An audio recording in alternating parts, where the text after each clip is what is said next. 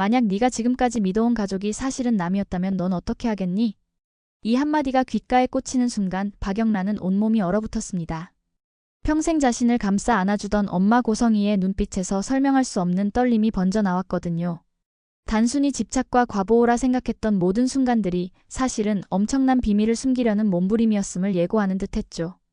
아침 식탁 위 공기는 이미 숨막힐 만큼 무거웠습니다. 고성희는 또다시 딸을 향해 꼬치꼬치 묻기 시작했어요. 영라야, 어젯밤엔 왜 그렇게 늦게 잤어? 얼굴이 부어있는 것 같은데 지환이랑 무슨 일 있었던 거야? 그 목소리는 겉으로는 걱정처럼 들렸지만 실제로는 범죄자를 추궁하는 신문 같았습니다. 박영란은 한숨을 내쉬며 고개를 숙였습니다. 하루에도 몇 번씩 반복되는 이런 대화가 지겨움을 넘어 두려움으로 다가왔거든요. 화장실 앞에서 서성이는 엄마, 친구와 통화할 때마다 옆에서 엿듣던 시선, 몰래 열어본 일기장까지. 더는 참을 수 없다는 생각이 온몸을 찔렀습니다.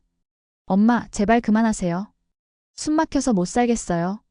폭발하듯 터져나온 영라의 외침은 집안 전체를 울렸습니다. 잠시 굳어버린 성희는 이내 억지로 미소를 지었습니다. 엄마가 다 네가 걱정돼서 그러는 거야.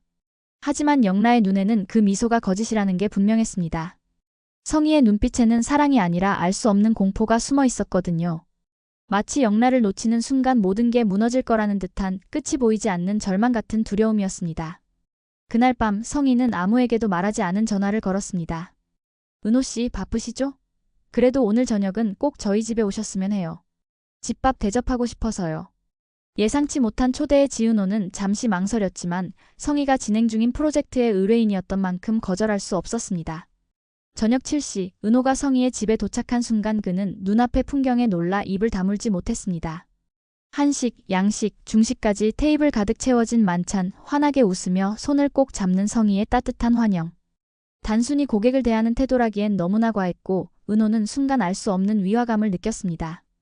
식사가 시작되자 성희는 은호의 그릇에 끊임없이 음식을 담아주며 묻기 시작했습니다. 은호 씨는 어릴 때 어떤 아이였어요? 어머님이랑 많이 닮으셨죠? 웃는 모습이 특히 참 예쁜데요. 은호는 무심코 목에 걸린 펜던트를 만지며 대답했습니다. 이거요?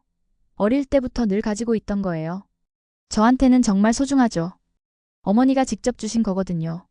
그 순간 성희의 눈빛이 크게 흔들렸습니다. 단순한 호기심이 아니었어요. 충격, 그리움, 죄책감이 한꺼번에 밀려든 듯한 떨림이었죠. 은호는 그 눈빛에서 설명할 수 없는 슬픔을 읽어내며 알 수 없는 불안을 느꼈습니다. 식사가 끝나갈 무렵 은호는 화장실을 찾다가 길을 잘못 들었습니다. 어두운 방 한쪽 서랍 위에 놓인 작은 보석 상자가 눈에 들어왔습니다. 홀린 듯 상자를 열어본 순간 은호의 심장이 미친 듯 뛰기 시작했습니다. 그 안에는 자신이 늘 목에 걸고 다니던 펜던트와 똑같은 장신구가 들어있었던 겁니다. 심지어 뒷면에는 사랑하는 내 딸에게라는 글씨까지 똑같이 새겨져 있었죠. 이럴 수가 왜 똑같지? 은호의 손이 떨리기 시작했습니다. 바로 그때 다급한 발소리가 들리더니 성희가 방 안으로 뛰어들어왔습니다. 그건 건드리면 안 돼. 성희는 얼굴이 사색이 된 채 은호의 손에서 보석 상자를 낚아챘습니다. 은호의 목에 걸린 펜던트와 성희가 움켜쥔 펜던트가 눈앞에서 겹쳐졌습니다. 공기는 숨조차 막힐 만큼 무겁게 내려앉았고 두 사람은 서로의 눈을 바라본 채 말문이 막혔습니다. 사모님, 이게 대체 뭐예요? 왜 제 펜던트와 똑같은 게 여기에 있는 거죠? 은호의 목소리는 떨렸지만 단호했습니다. 소란을 듣고 박영라와 성재가 방 안으로 달려왔습니다. 두 개의 똑같은 펜던트, 바닥에 주저앉은 어머니의 모습. 모두가 믿을 수 없는 광경 앞에서 얼어붙었습니다. 엄마, 지금 뭐라고 하시는 거예요? 이게 다 무슨 소리예요? 성희는 결국 무너져 내리며 떨리는 목소리로 고백했습니다. 그래, 네가 내 딸이야. 은호야, 네가 내 친딸이야. 방 안은 숨조차 삼킬 수 없는 정적에 휩싸였습니다. 영란은 충격과 배신감에 눈을 크게 떴고 성재는 차갑게 어머니를 바라봤습니다. 은호는 머릿속이 새하얘진 채 손에 들린 펜던트만 바라봤습니다. 사모님, 지금 무슨 말씀을 하시는 겁니까? 이게 다 거짓말이죠? 아니야, 아니야. 난 널 잊은 적 없어. 넌 내 친딸이야. 성희의 눈에서 눈물이 흘러내렸습니다. 30년 동안 깊숙이 묻어둔 비밀이 마침내 드러난 순간이었죠. 그럼 지금부터라도 엄마라고 부르면 되는 건가요? 이 말이 입 밖으로 튀어나오는 순간 지은호 스스로도 놀랐습니다. 말끝은 떨렸고 가슴은 더 크게 요동쳤는데요. 고성희는 고개를 격하게 끄덕였지만 영라의 표정은 이미 얼음처럼 식어 있었습니다. 영란은 속으로 생각했어요. 나는 뭐지? 이 집에서 내가 누구였지? 그 순간 성재가 낮은 목소리로 끊었습니다. 은호 씨 미안한데 잠깐만 나갈래요. 성재의 얼굴에는 말로 설명하기 어려운 당황과 부끄러움이 교차하고 있었는데요. 마음 깊은 곳에서 좋아한다고 이름 붙였던 감정이 한순간에 금지된 감정으로 뒤집혀 버렸다는 사실을 인정해야 했기 때문이었습니다. 거실의 공기가 무겁게 내려앉아 있을 때 현관문이 열리더니 박진석이 들어왔습니다. 여보, 나왔어. 단번에 분위기를 눈치챈 박진석은 눈썹을 좁히며 가족들을 번갈아 보더니 성희를 향해 조심스레 물었습니다. 무슨 일이지? 성희는 한숨을 길게 쉬고 앉아있던 소파에서 몸을 일으켰습니다. 여보, 이제 숨길 수가 없겠어. 그 말이 끝나자마자 영란은 의자에서 벌떡 일어났는데요. 엄마, 지금 여기서 또 다른 거짓말 만들지 마요. 이미 다 들었어요. 은호는 멍하니 두 개의 펜던트를 바라보다가 목에 걸린 자신의 펜던트를 움켜쥐었습니다. 사랑하는 내 딸에게라는 문장이 손끝에서 뜨겁게 살아났습니다. 박진석은 짧고 단단한 말투로 물었습니다. 언제부터였지? 성희는 고개를 숙인 채 조용히 대답했는데요. 당신 만나기 전 26이었어. 말끝이 미세하게 흔들렸습니다. 박진석은 오래 참고 있던 숨을 내뱉고는 창가 쪽으로 천천히 걸어가 창문을 반쯤 열었습니다. 그래서 그 아이가 지금 여기 있는 거야? 응. 우리 애들이랑 같이? 응. 박진석은 잠시 말이 없었는데요. 겉으로는 침착해 보였지만 손등에 핏줄이 떠오르는 게 보였습니다. 그때 성재가 조용히 끼어들었습니다. 아버지, 지금 중요한 건 우리 감정보다 사실입니다. 병원 기록도 확인해야 하고 정순이 어머니 얘기도 들어야 해요. 은호는 그 이름을 듣자마자 무의식적으로 휴대폰을 꺼내 들었습니다. 지금 당장 엄마, 그러니까 자신을 키운 정순이에게 달려가고 싶은 마음이 목구멍까지 차올랐거든요. 화면 속 엄마의 이름을 누르려는 순간 성희가 급히 말했습니다. 잠깐만 통화하기 전에 내가 먼저 말할 게 있어. 모두의 시선이 성희에게로 모였습니다. 성희는 아주 오래 묻어둔 이야기를 꺼내기 시작했는데요. 26살의 자신은 하루 벌어 하루를 겨우 채우는 삶 속에서 아이 하나를 지킬 만한 방 하나조차 마련하지 못했었다고 했습니다. 그때 세상은 지금보다 훨씬 차갑고 미혼모에게 더 잔인했다고요. 식당에서 밤새 접시를 닦고 아침에는 시장에서 상자를 나르며 버텼지만 병원비는 매달 목덜미를 움켜쥐듯 올라왔습니다. 아이를 낳고도 며칠 못 돼 다시 일을 나가야 했는데 젖은 저도 아이 젖병을 제대로 못 챙겨준 날들이 이어졌다고 했습니다. 그때 순이 언니가 있었어. 성희의 눈가가 젖었습니다. 피가 섞인 건 아니지만 가족보다 더 가족이었던 사람. 나 대신 아이를 안아주던 사람. 내가 무너질 때마다 살자고 손을 잡아주던 사람. 정순이는 당시 작은 분식집을 꾸리며 동네 사람들 속에서 서글서글하게 살던 강한 사람이었습니다. 어느 날 밤 갑자기 아이가 고열로 위급해졌고 구급차를 기다리던 찰나 조리대 위에 놓아둔 펜던트 하나가 바닥으로 떨어져 금이 갔었는데요. 성희는 같은 모양의 펜던트를 하나 더 꺼내서 아이 옆에 두고 두 개 중 하나를 아이의 손에 쥐어주었습니다. 언젠가 내가 이 아이 앞에 다시 서게 되면 내가 이걸 들고 있다는 걸로 내가 아무데도 안 간 거라고 그렇게 말해주고 싶었어. 그 다음날 아침 성희는 떨리는 손으로 한 장의 동의서에 서명했습니다. 임시보호. 단어는 간단했지만 그날 이후 세상은 완전히 달라졌습니다.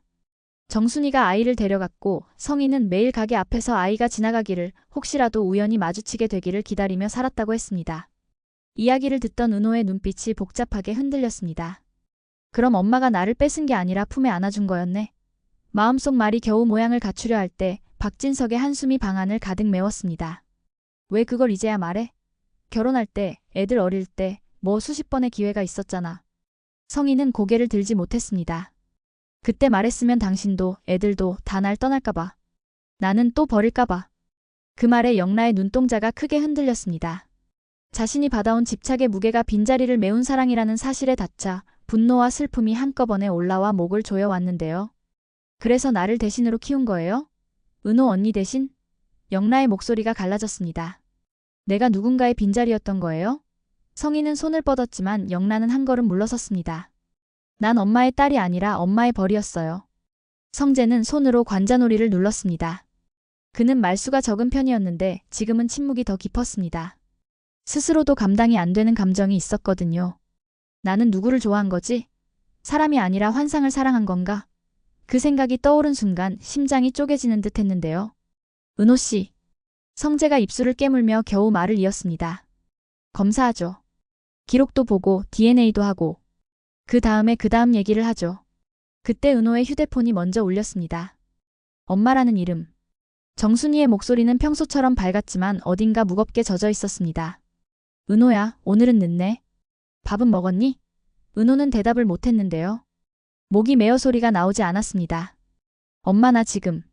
그 순간 성희가 본능처럼 자리에서 일어나 언니하고 부르려다 말끝을 삼켰습니다. 전화기 건너편에 정순이가 잠시 침묵하더니 조용히 물었습니다. 거기 그 집에 있니? 은호는 천천히 고개를 끄덕였습니다. 응. 정순이는 한참 말이 없더니 낮게 말했다고 합니다. 그럼 하루만 더 그 집에 있어줘. 울지 말고. 네가 울면 거기도 무너져. 그 말은 잔잔했지만 몸을 곧게 세우게 만드는 힘이 있었어요. 전화를 끊자마자 박진석이 테이블을 정리하려고 움직였습니다. 그의 습관이었는데요. 위기가 오면 무언가를 정리하고 닦고 치우며 균형을 맞추려 합니다. 내일 병원 기록부터 확인하자. 오래된 기록이라도 남아있을 거야. 성재가 곧장 노트북을 켜고 메모를 정리했습니다. 출생 연도, 산부인과 이름, 담당 의사. 성희는 중얼거리듯 말했는데요. 그때 병원 기록을 누가 봤었어? 낯선 남자가 찾아와서 아이 어디 있냐고 묻던 게 기억나? 박진석이 고개를 번쩍 들었습니다. 낯선 남자? 응. 나는 그때 두려워서 모른다고 했는데 그 사람이 제이로 시작하는 이름을 남겼어. 명함도 없이 손글씨로. 그 후로 다시는 안 왔고 방 안에 이상한 정적이 돌았습니다. 오래 묻힌 비밀이 끝이 아니라 시작일 가능성이 슬며시 고개를 들었거든요. 밤이 깊어갔지만 아무도 잠에 들지 못했습니다. 영란은 방에 들어가 문을 닫고 침대 위에 가만히 앉아 있었습니다.